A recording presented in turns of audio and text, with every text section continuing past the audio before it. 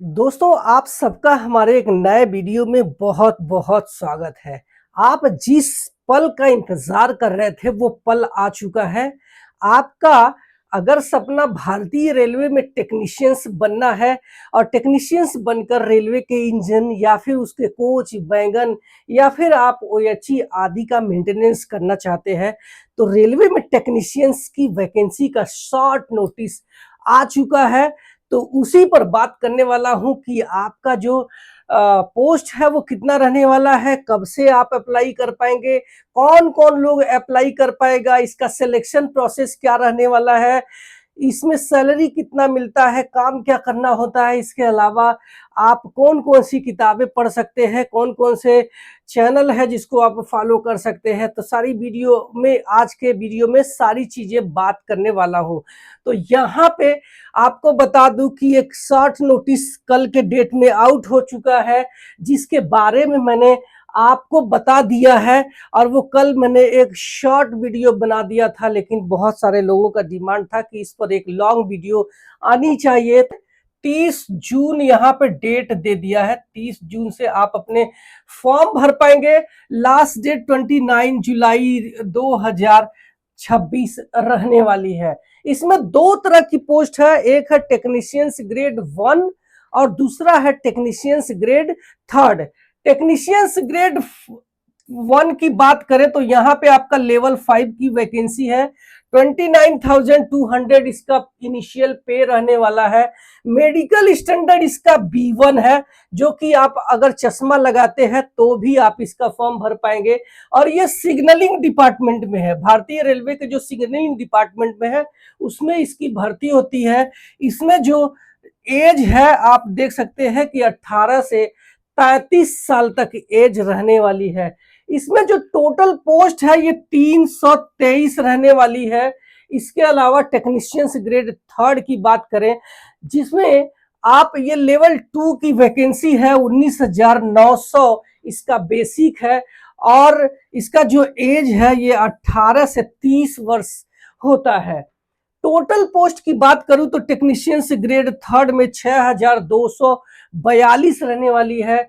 और आप टोटल जब वैकेंसी मिला देते हैं तो 6565 हो जाती है, यानी कि 6,565 पोस्ट रहने वाली है। तो अगर आपने एएलपी का फॉर्म भर रहे हैं तो आप टेक्नीशियंस का भी फॉर्म भर सकते हैं।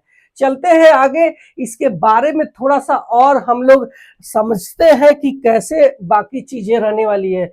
ये हमारे टेक्नीशियंस है जो कि सिग्नलिंग डिपार्टमेंट के टेक्नीशियंस है। और आप अगर टेक्नीशियंस ग्रेड 1 बनना चाहते हैं तो आपको सिग्नल से ही रिलेटेड सारे काम करने होंगे, चाहे वो सिग्नल हो, चाहे वो ब्लॉक इंस्ट्रूमेंट हो जो स्टेशन मास्टर के ऑफिस में होता है, या फिर आप जो मोटर पॉइंट है जहां पे हमारी ट्रैक बदली होती है उसका मेंटेनेंस करना हो, वो सारी चीजें आपका कर सकते हैं, आपको करना पड़ेगा। इसमें ड्यूटी आवर्स होता है 24 आवर्स, बट ऐसा नहीं है कि आपको 24 घंटा स्टेशन में बैठे रहना होगा। आपको जब भी फेल्योर होगा बुला लिया जाएगा, या फिर इनका रूटीन जो ओवरहालिंग जो मेंटेनेंस का काम होते रहता है उसके लिए ये लोग काम करते रहते हैं। इसमें आपका एक चीज देखेंगे कि इसमें टोटल जो पोस्ट है ये 323 पोस्ट है, बहुत ज्यादा वैकेंसी नहीं है। फिर भी आपको बता दूं कि इसकी कट ऑफ बहुत हाई नहीं जाती है, तो आप अगर एलिजिबल है तो इसका फॉर्म भर सकते हैं। इसमें जो आज एज बता दिया मैंने 18 से 33 साल की, सैलरी आप टोटल देखेंगे तो ये 50,000 रुपए प्रति माह सैलरी बन जाएगी। योग्यता बहुत इंपॉर्टेंट रखती है मायने, आप इसी को अच्छे से समझ लेना कि कौन कौन से लोग इसका फॉर्म भर सकते हैं। एज तो क्लियर हो गया, सिर्फ योग्यता जो होता है, इसमें आपने बीएससी किया है तो फॉर्म भर सकते हैं। और बीएससी आप फिजिक्स आपका कोई एक सब्जेक्ट होना चाहिए, तभी आप इसका फॉर्म भर सकते हैं। इसके अलावा अगर आपने डिप्लोमा या फिर डिग्री कर लिया है तो भी इसका फॉर्म भर सकते हैं, बशर्ते उसमें कुछ स्पेसिफिक जो ब्रांच है उसको मैं आपको यहाँ बताना चाहता हूँ। अगर आपने computer science, information technology, electronics engineering या इंस्ट्रूमेंटेशन एंड कंट्रोल से आपने बीटेक या फिर डिप्लोमा किया है तो इसका फॉर्म भर सकते हैं, या फिर उसी ब्रांच में आपने बीएससी किया हुआ है तो भी इसका फॉर्म भर सकते हैं। यहाँ पे आप बीसीए किया है, बैचलर ऑफ कंप्यूटर एप्लीकेशन, तो इसका फॉर्म नहीं भर सकते हैं।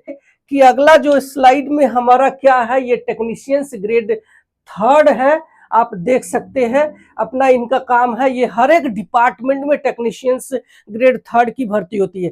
टेक्नीशियंस ग्रेड वन में आप जाएंगे तो आपको सिर्फ सिग्नलिंग या फिर टेली कम्युनिकेशन डिपार्टमेंट में ही जाएंगे, लेकिन आप जब टेक्नीशियंस ग्रेड थर्ड बनते हैं तो इसमें ना जाने कितने ही आईटीआई के ट्रेड है और सारे के सारे ट्रेड अलाउ होते हैं, तो अपने अपने डिपार्टमेंट का जो पोस्ट होता है उसमें भर्ती हो जाते हैं। इसमें टोटल पोस्ट 6242 रहने वाली है। एज आपका 18 से 30 वर्ष रहने वाला है। सैलरी इसमें आपको 40,000 रुपया प्रति माह रहने वाला है। इसके अलावा इसमें जो क्वालिफिकेशन है, इसमें 10th प्लस आईटीआई होने चाहिए। आप आईटीआई किसी भी ट्रेड में है तो आप अपने पोस्ट के अकॉर्डिंग वैकेंसी देख सकते हैं। इसमें बहुत सारे ट्रेड की वैकेंसी आती है, तो जब फुल नोटिफिकेशन आ जाएगा तो आप उसमें देख सकते हैं कि आपके ट्रेड की कितनी सीटें हैं। इस समय ये शॉर्ट नोटिस आया हुआ है और मैं इसके क्वालिफिकेशन प्रीवियस जो नोटिफिकेशन है उसके आधार पे बता रहा हूँ। इसके अलावा अगर आपने आईटीआई के अलावा अप्रेंटिस किया है वो भी रेलवे से, तो इसका फॉर्म भर सकते हैं। इसके अलावा अगर आपने आईटीआई नहीं किया है, सिर्फ आपने 12th पास है और 12th में आपका जो सब्जेक्ट है फिजिक्स केमिस्ट्री मैथ रहा है, तो भी इसका फॉर्म भर सकते हैं। इसमें मिनिमम जो पासिंग क्राइटेरिया है कुछ भी नहीं होता है, आपके जो भी पासिंग मार्क है उसी के बेस पर आप इसका फॉर्म भर सकते हैं। इसके अलावा अब जब सिलेक्शन प्रोसेस को अच्छे से समझना होगा कि जब आपको टेक्नीशियंस बनना है तो इसका सिलेक्शन प्रोसेस क्या रहने वाला है। तो आपको बता दूं कि पहला स्टेज आपका जो होगा ये सीबीटी यानी कि ऑनलाइन परीक्षा होगा, सिर्फ एक सीबीटी होगा। इसके बाद आपका दूसरा जो स्टेज होगा इसमें आपको डीवी होगा, यानी आपका जो डॉक्यूमेंट वेरिफिकेशन होगा, जिसमें फॉर्म भरते समय आपने जो जो भी डॉक्यूमेंट अपलोड करते हैं, जो जो इंफॉर्मेशन रेलवे को देते हैं, रेलवे आपका डॉक्यूमेंट चेक करने वाली है। इसके बाद आता है स्टेज 3 जो कि हमारा मेडिकल स्टैंडर्ड है और इसका मेडिकल स्टैंडर्ड बहुत इजी होता है, तो आप चश्मा लगाते हैं तो भी इसका फॉर्म भर सकते हैं। इसके अलावा अगर आप विकलांग है, फिजिकली डिसेबल कैंडिडेट है, तो भी इसका फॉर्म भर सकते हैं। इसमें मेडिकल में आपको ज़्यादा इशू नहीं आएगा, बहुत ही इजी मेडिकल होता है और इसके बाद आपकी ज्वाइनिंग हो जाएगी। इसके बाद अब जो सैलरी है ये मैंने बता दिया है कि 50,000 टेक्नीशियंस ग्रेड 1 का और 40,000 हमारा टेक्नीशियंस ग्रेड 3 का। इसके बाद ये आता है कि जब आपको सीबीटी एग्जाम में बैठना है तो कौन कौन से प्रश्न पूछे जाते हैं, कितने मार्क के सवाल पूछे जाते हैं। तो इसमें आप देख सकते हैं कि ये हमने टेक्नीशियंस ग्रेड 1 का जो सीबीटी है उसके बारे में यहाँ पे मैं बताया हूं। आप देख सकते हैं मैथमेटिक्स के 20 मल्टीपल चॉइस क्वेश्चंस रहेंगे। इसके अलावा रीजनिंग के 15, बेसिक साइंस एंड इंजीनियरिंग के 35, कंप्यूटर के 20, जनरल अवेयरनेस के 10। इस तरीके से 100 सवाल बन जाते हैं। 90 मिनट आपको मिलते हैं और 1/3 का निगेटिव मार्किंग यहाँ पे रहता है। इसके बाद चलते हैं हम लोग टेक्नीशियंस ग्रेड 3 का जो देखते हैं कि कितना पर आपका सवाल कौन कौन से पूछे जाते हैं। तो इसमें भी आपको 100 सवाल पूछे जाते हैं, जिसमें मैथमेटिक्स के 25, रीजनिंग के 25, जनरल साइंस के 40, जनरल अवेयरनेस के 10 सवाल पूछे जाते हैं। इस तरीके से 100 सवाल 90 मिनट के लिए पूछे जाएंगे। 1/3 का निगेटिव मार्किंग रहेगा। अच्छा, सबसे बड़ा सवाल ये है कि जब आप इसकी तैयारी कर रहे हो तो आपका जो टारगेट है वो कितना होना चाहिए ताकि आपका सिलेक्शन हो जाए। तो आपका जो टारगेट होना चाहिए, ये ध्यान रखना कि ये 85 राइट में कर लेते हैं। यहाँ पे 85 प्लस का टारगेट लेकर के ही चलना जब भी आप इसकी तैयारी कर रहे हो। इसके बाद जब हम तैयारी करेंगे तो कौन कौन से किताबों का यूज करें जिससे कि आपका सिलेक्शन हो जाए, तो मैं यहाँ पे बेस्ट किताब आपको बता रहा हूं।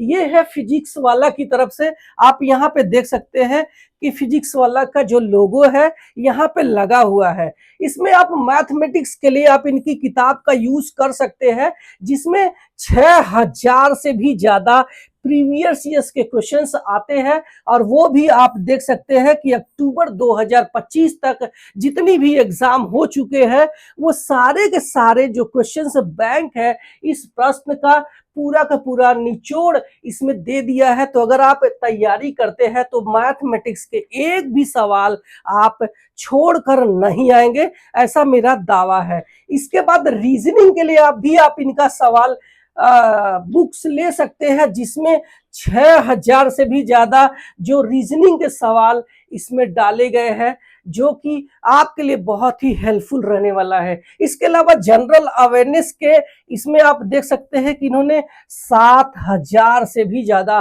क्वेश्चंस डाल के रखा है। तो ये आपके लिए काफी हेल्पफुल लगा है। और सबसे बड़ी बात है कि ये किताब आपको हिंदी के साथ साथ इंग्लिश मीडियम में भी मिल जाएगा। तो आप इसको लेकर के तैयारी कर सकते हैं। और इसको लेने कैसे है, इसका जो है लिंक मैं अपनी वीडियो के डिस्क्रिप्शन में डाल दिया है, आप वहां से जाकर के ले सकते हैं। इसके अलावा इसका लिंक मेरे इंस्टाग्राम के बायो में है, तो आप वहां से भी जाकर के ले सकते हैं। अब अगर इसके एग्जाम को सफल बनाना है, इसके एग्जाम को पास करना है, तो सबसे ज्यादा आपको, अगर टेक्नीशियंस ग्रेड 3 पर एग्जाम दे रहे हैं तो यहाँ पे आपको 40 अंक सिर्फ और सिर्फ जनरल साइंस से आएगा। तो आपको जनरल साइंस पर ज्यादा से ज्यादा फोकस करना होगा।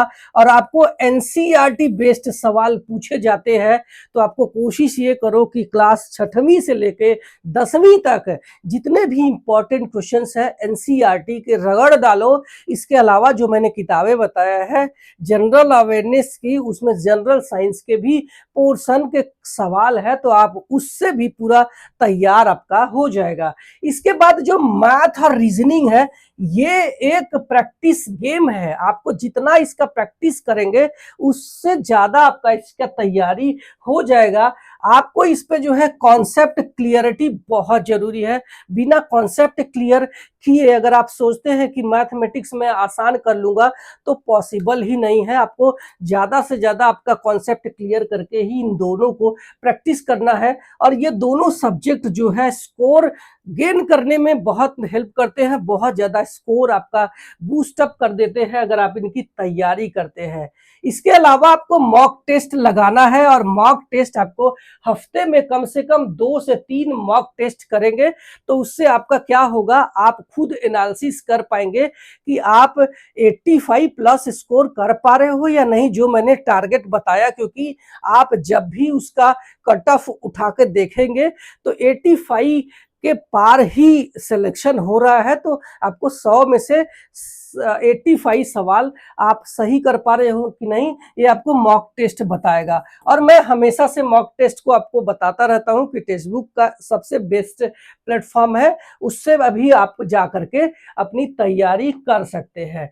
इसमें जो है ग्रेड 3 के लिए जनरल साइंस और ग्रेड 1 के लिए बेसिक साइंस एंड इंजीनियरिंग का ही आपको फाइनल सिलेक्शन दिलाएंगे। तैयारी आपको अभी से शुरू कर देना है, क्योंकि बेसिक साइंस एंड इंजीनियरिंग का आप रोल देख सकते हैं टेक्नीशियंस ग्रेड 1 में सीधा सीधा 35 मार्क का यहाँ पे सवाल डाले जाते हैं। इसके अलावा आप मेहनत ऐसी करो कि आपका जो सिलेक्शन है वो शोर मचा दे।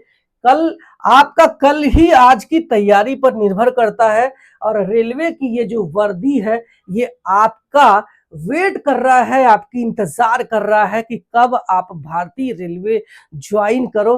तो आपको पूरा हार्ड वर्क करना है। सिर्फ फॉर्म भरने से आपको सिलेक्शन नहीं मिल जाएगा, फॉर्म भरने के साथ में आपको हार्ड वर्क करना बेहद जरूरी होगा।